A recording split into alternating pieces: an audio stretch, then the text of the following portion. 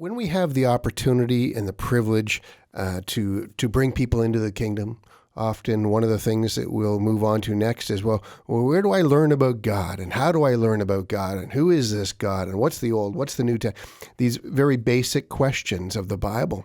And so where would you reference a person in respect to, here's the Bible, here's what you do with it? Yeah. I know that very often when someone is new in Christ, they pick up the Bible and they say, okay, the Bible, that's the standard for my faith. So if I want to learn my faith, I got to read this book. And it's a big book.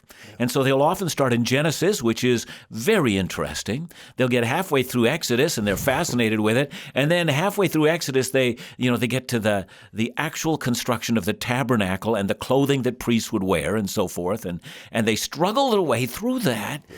And then they get to Leviticus and everything just grinds to a halt because it's all about exactly how to sacrifice and entrails and everything else, and bodily fluids no less, right?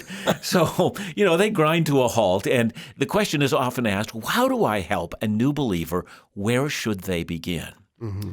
Now, very often believers will point them to the Gospel of John. And in many cases, it's a good idea, although I would always argue that when we read John's gospel, you get the sense that when John writes it, he believes that his hearers already have a working knowledge of the life of Jesus. So what I'll often do is either reference either the book of Mark or the book of Luke, because both of them are written primarily to a Gentile audience. And I'll kind of want to feel out the person that I'm beginning to recommend. If, Mark is shorter and it's more action-packed, and if that's more their bailiwick, that's where I'll have them read through those 16 chapters of the life of Jesus, or we'll take the 24 chapters in Luke's gospel. Then after that, I know this sounds strange to a lot of people, but I'll often like to take them to the book of Romans.